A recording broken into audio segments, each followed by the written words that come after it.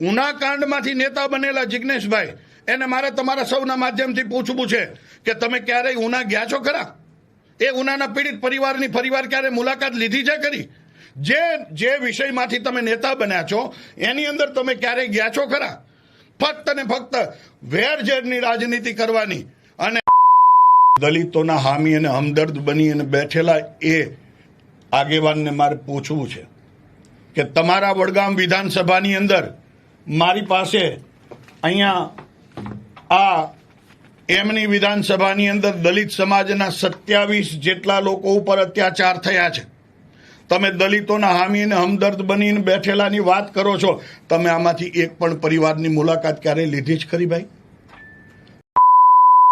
તો એ એવું કહે છે કે યાર તમે સમજો ને, મારે મારી મત બેંકને સાચવવાની છે. એટલે આપ સૌના તારીખ 2 ડિસેમ્બરના દિવસે આજે ભારતીય જનતા પાર્ટી દ્વારા પ્રેસ કોન્ફરન્સ કરવામાં આવી, જેમાં વડગામના ધારાસભ્ય જિગ્નેશ મેવાણી પર અનેક સવાલો કરવામાં આવ્યા અને જિગ્નેશ મેવાણી જાહેરમાં માફી માંગે એવી વાત કરવામાં આવી. હવે જોવાનું એ રહ્યું કે જિગ્નેશ મેવાણી શું માફી માંગશે. તમને શું લાગે છે મિત્રો? કમેન્ટમાં જણાવો. જુઓ વિડીયો.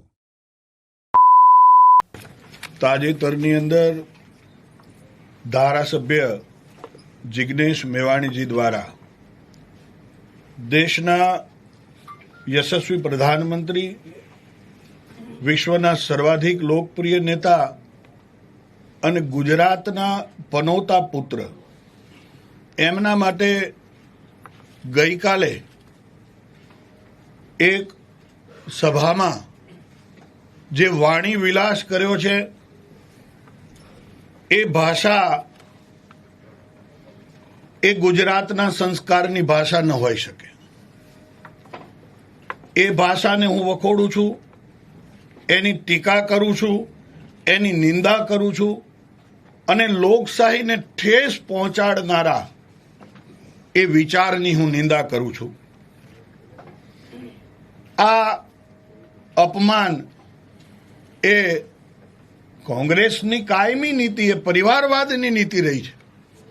ત્યારે બક્ષીપંચ સમાજમાંથી આવતા, એમાં પણ અતિ પછાત એવા નાના સમુદાયમાંથી આવતા નરેન્દ્રભાઈનું વ્યક્તિત્વ કોંગ્રેસને હજમ નથી થઈ રહ્યું.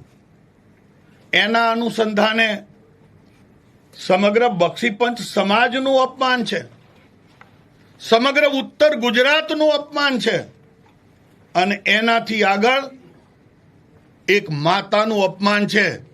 આ ક્યારેય સહન ન કરી શકાય. એના માટે થઈ અને ભાઈ જિગ્નેશભાઈ, તમે ધારાસભ્યની ગરિમા એને લજવી છે.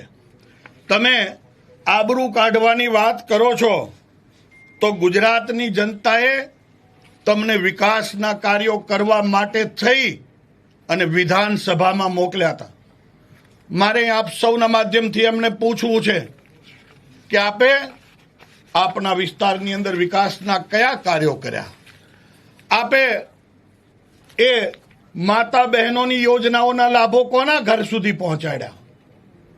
આપે એ આરોગ્યલક્ષી યોજનાઓ જે છે એ કોના ઘર સુધી પહોંચાડી? આપે વિકાસના બદલે નફરતની દુકાન શરૂ કરી છે. દિવસ ઉગે અને વેર ઝેરની રાજનીતિ શરૂ કરી છે અને સમગ્ર રાજ્યની અંદર આપ ફક્ત નફરત ફેલાવવાનું કામ કરી રહ્યા છો એવું આપના એ નિવેદનોથી સ્પષ્ટ થાય છે. ત્યારે એક એક ગુજરાતીનું માથું તમારા એક એક વાક્યથી શરમથી ઝૂકી જાય છે. તમારો વાણી વિલાસ એ ગુજરાત જે છે એ તો વિવેકને સમજે છે. ગુજરાતની અંદર તો સાહેબ વિવાદ પણ વિવેકથી હોય છે અને વિરોધ પણ આદરથી હોય છે, પણ તમારી ભાષા એ તો એક ટપોરીને છાજે એ પ્રકારની તમારી પ્રતિક્રિયા હોય છે. ત્યારે તમારી એ પ્રતિક્રિયા એનું હું નિંદન કરું છું અને તમારા શબ્દોને હું વખોડું છું. અને તમે સતત તમારી અંદર રહેલી ડંફાસ, તમારી અંદર રહેલી કડવાશ, એ વેરઝેરના શબ્દોથી નફરતની રાજનીતિ ગુજરાતની અંદર તમે શરૂ કરી છે, એની હું નિંદા કરું છું.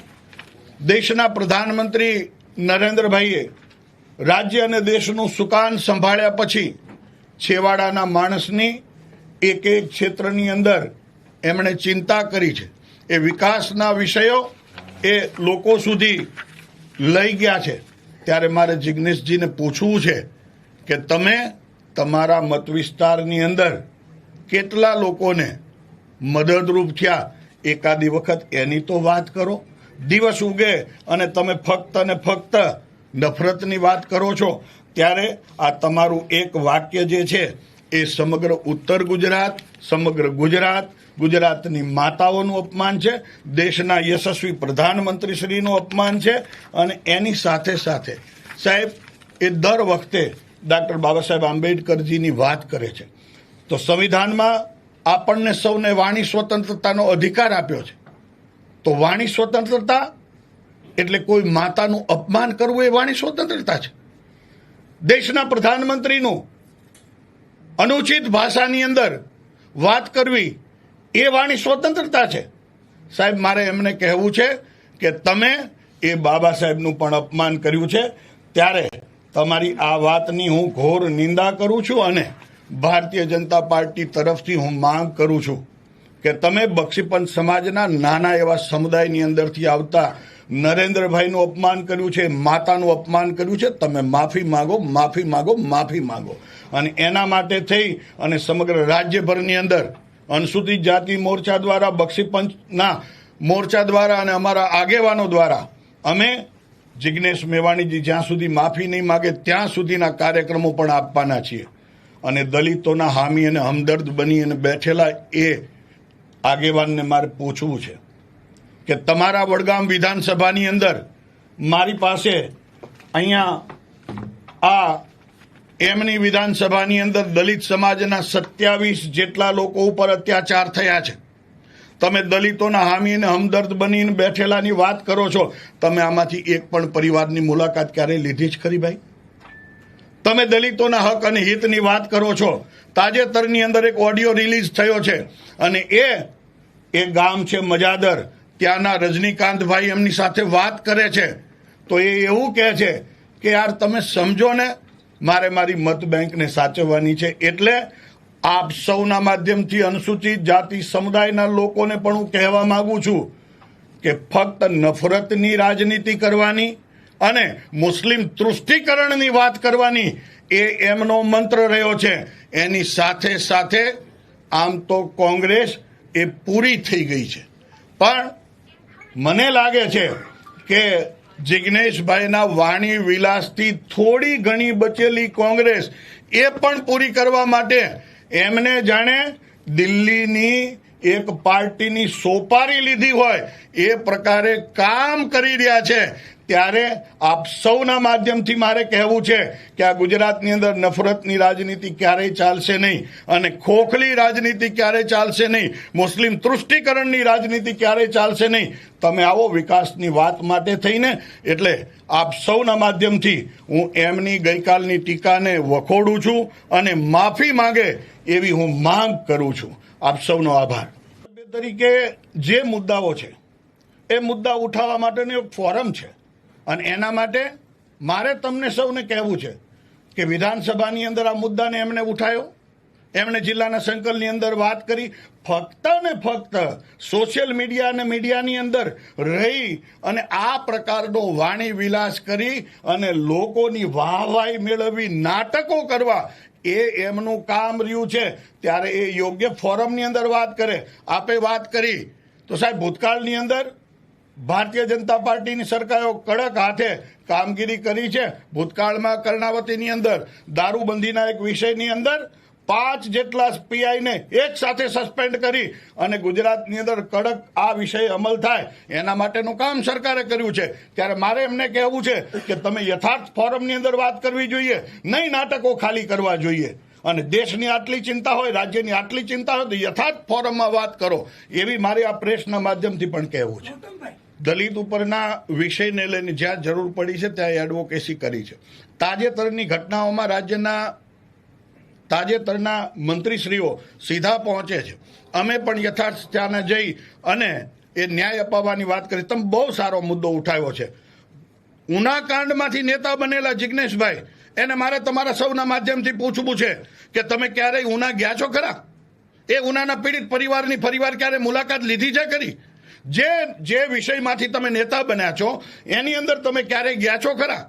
ફક્ત ને ફક્ત વેરઝેરની રાજનીતિ કરવાની, અને સારા પ્રસંગો પણ ગુજરાતની અંદર બન્યા છે, સમરસતાના પ્રસંગો પણ બન્યા છે, તો એવા પ્રસંગોની ક્યારે પ્રશંસા નહીં કરવાની. રાજનીતિ ફક્ત ને ફક્ત વેરઝેરની કરવાની, સમાજની વચ્ચે ખાઈ ઊભી થાય એ પ્રકારની રાજનીતિ એમણે કરી અને સમાજની અંદર અને રાજ્યની અંદર વેરઝેરના બી વાવ્યા છે, નફરતની દુકાન રોજ ચલાવે છે. એની હું ટીકા કરું છું. નાયબ મુખ્યમંત્રી બાબતે જે કંઈ બોલે છે એ બાબતે આપનું શું કહેવું?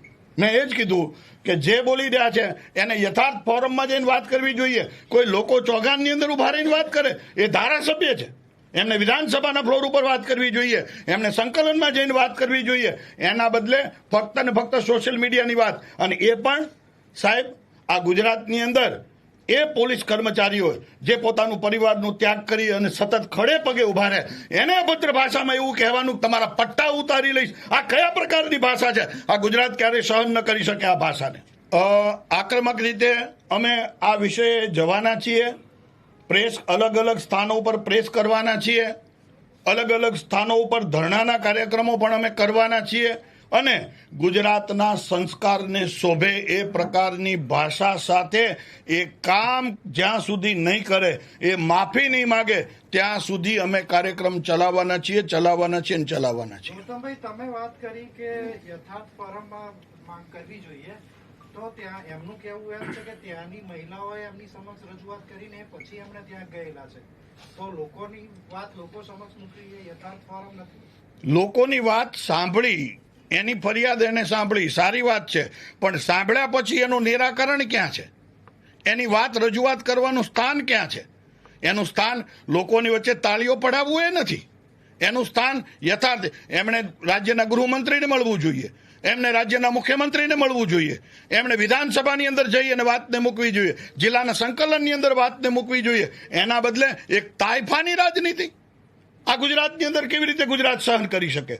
એટલે આપ સૌના માધ્યમથી ફરીવાર હું કહું છું કે નરેન્દ્રભાઈ માટે, એટલે કે બક્ષી પંચના નાના સમાજમાંથી આવતા વ્યક્તિ માટે, કે જેને વિશ્વભરના 32 દેશોએ સર્વોચ્ચ એવો એવોર્ડ આપી અને ભારતનું ગૌરવ વધાર્યું છે, એવા વ્યક્તિ. બીજું, એ દેશના પ્રધાનમંત્રી તો છે, પણ ગુજરાતના પનોતા પુત્ર છે, એનું તો ગૌરવ આપણને સૌને ગુજરાતીને હોવું જોઈએ. એના માટે આ પ્રકારની કટુતાની ભાષા ગુજરાત ક્યારેય સહન ન કરી શકે. એના માટે એની માતા માટેની કટુતાની ભાષા, નિમ્ન કક્ષાની ભાષા, એ ગુજરાત ક્યારેય સહન ન કરી શકે. અને એટલા માટે એક ગુજરાતીનો જીવ જે છે ને, લોહી ઉકળ્યું છે. અનેક લોકોએ મારી સાથે વાત કરી છે, ને એના માટે થઈને અમે આપ સૌના માધ્યમથી કહીએ છીએ, જિજ્ઞેશ મેવાણી માફી માંગે.